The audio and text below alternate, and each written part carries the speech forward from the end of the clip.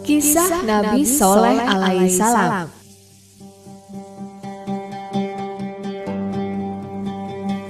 Kisah Nabi Soleh alaihissalam bermula dari adanya sebuah kaum yang bernama Syamud. Kaum Samud hidup dalam kekayaan, kemewahan, dan kemakmuran karena hasil alam yang berlimpah di dataran yang disebut Al-Hijr. Mereka juga dianugerahi umur yang panjang oleh Allah SWT. Rumah-rumah serta istana kaum Samud terkenal kokoh dan megah. Pada awalnya, kaum Samud membangun rumah dari material tanah liat biasa. Namun, karena rumah seperti ini kurang kokoh, maka mereka mulai memahat gunung untuk dijadikan rumah dan istana. Kepandaian mereka ini tersebut dalam Al-Quran bahwa kaum Samud merupakan masyarakat yang sangat mahir memahat gunung sebagai rumah dan menjadikan lembah-lembahnya sebagai istana yang megah. Bukti kejayaan kaum Samud masih bisa kita lihat dari peninggalan berupa bangunan luar biasa yang disebut dengan nama Madain Saleh, yaitu di wilayah yang saat ini dikenal dengan Yordania. Setelah hidup dalam kesejahteraan, kaum Samud mulai lupa bahwa Allah SWT. Mereka berubah menjadi ingkar, tidak bersyukur, dan menyembah berhala hasil buatan mereka sendiri. Untuk membimbing kaum Samud agar kembali ke jalan yang benar, maka Allah SWT mengangkat salah seorang kaum Samud yang berasal dari keluarga terpandang dan dihormati, yaitu Soleh, sebagai nabi dan rasul utusan Allah. Dalam masyarakat, ia terkenal sebagai seorang yang tangkas, cerdik, pandai, rendah hati, dan ramah kepada siapapun. Nabi Soleh alaihissalam menyeru agar mereka segera meninggalkan penyembahan kepada berhala dan beriman hanya kepada Allah SWT. Kaum Samud menganggap Nabi Soleh alaihissalam sedang terkena pengaruh sihir. Mereka menentang Nabi Soleh alaihissalam yang dapat mengeluarkan seekor unta dalam satu batu besar, sebagai bukti bahwa Nabi Soleh benar-benar utusan Allah. Bahkan kaum Samud menentukan ciri-ciri untanya, harus besar dan sesuai dengan yang telah mereka gambar di atas batu. Apabila terwujud, maka kaum Samud berjanji akan beriman kepada Allah SWT. Nabi Soleh alaihissalam berdoa dan memohon kepada Allah agar permintaan tersebut dapat terwujud. Doa Nabi Soleh dikabulkan oleh Allah, dan dengan tiba-tiba keluarlah seekor unta dari dalam batu besar, persis seperti ciri-ciri yang diminta dan digambarkan oleh kaum Samud.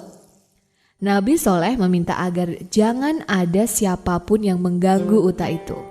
Dengan datangnya mukjizat dari Allah SWT kepada Nabi Soleh alaihissalam ini, banyak kaum Samud yang mulai beriman. Ini merupakan kemenangan dalam perjalanan dakwah Nabi Soleh alaihissalam. Lama-lama para tokoh kaum Samud berencana membunuh unta mukjizat Nabi Soleh alaihissalam, supaya tidak ada lagi masyarakat yang mengikuti Nabi Soleh alaihissalam. Mereka menyuruh 9 orang hebat yang dipimpin oleh Khidar bin Salif untuk membunuh unta Nabi Soleh alaihissalam. Mereka diikuti para wanita yang memeriahkan acara pembunuhan tersebut dengan bermain musik dan berhias. Di lain tempat, ada seorang wanita Samud yang bernama Soduk binti Mihya adalah seorang wanita cantik dan kaya. Suaminya beriman kepada Allah SWT, tetapi dirinya tidak beriman. Setelah bercerai, Soduk bersedia dinikahi oleh saudara sepupunya yaitu Musri bin Muhrir dengan syarat saudaranya itu harus bisa membunuh unta Nabi Soleh terlebih dahulu. Syarat ini pun disetujui. Rencana pembunuhan unta milik Nabi Soleh alaihissalam ini bahkan menjadi sebuah sayembara yang sangat ramai. Unaizah binti Humain atau istri salah seorang pemimpin kabilah Zu'ab bin Am menawarkan kepada Khidar bin Salif bahwa jika ia mampu membunuh unta Nabi Soleh alaihissalam, maka Khidar boleh menikah dengan salah satu dari 4 orang putrinya. Peserta yang mengikuti sayembara ini pun semakin bertambah dari semula 1 menjadi 7 orang. Khidar bin Salif atau pemimpin utusan para tokoh kaum Samud berhasil menebas tubuh unta dengan pedangnya. Unta terjatuh dan Khidar menyembelih unta Nabi Soleh alaihissalam. Kemudian ia naik ke atas gunung untuk meneriakan kemenangannya. Dengan adanya peristiwa ini, maka ancaman Allah semakin dekat karena kaum Samud telah melanggar perjanjian. Nabi Shaleh alaihissalam mendengar kabar-kabar pembunuhan unta ini. Ia mengabarkan kepada kaum Samud bahwa mereka memiliki tenggang waktu 3 hari untuk menikmati hidup mereka.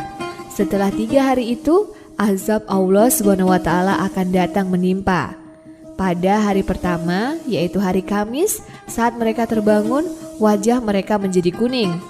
Kemudian hari Jumatnya, wajah mereka menjadi merah. Dan hari Sabtu, wajah mereka menjadi hitam.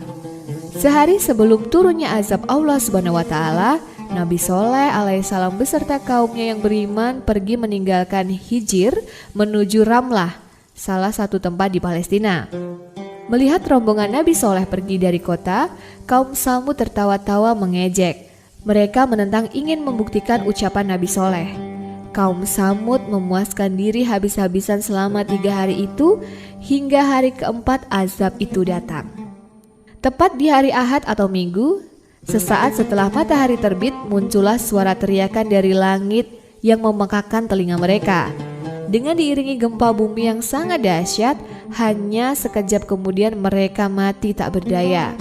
Hanya dengan satu teriakan keras dari malaikat Jibril, tubuh-tubuh kaum Samud menjadi hancur lebur. Ada seorang wanita yang lari dari azab ini. Ia adalah Khalbah bin Salka. Ia termasuk orang yang sangat memusuhi dakwah Nabi Shaleh alaihissalam. Saat azab terjadi, ia berlari dengan cepat ke sebuah perkampungan Arab. Ia mengabarkan kepada penduduk kampung tentang apa yang telah terjadi di daerahnya. Lalu ia meminta air minum kepada masyarakat kampung tersebut. Selesai meneguk air, wanita itu pun meninggal dunia.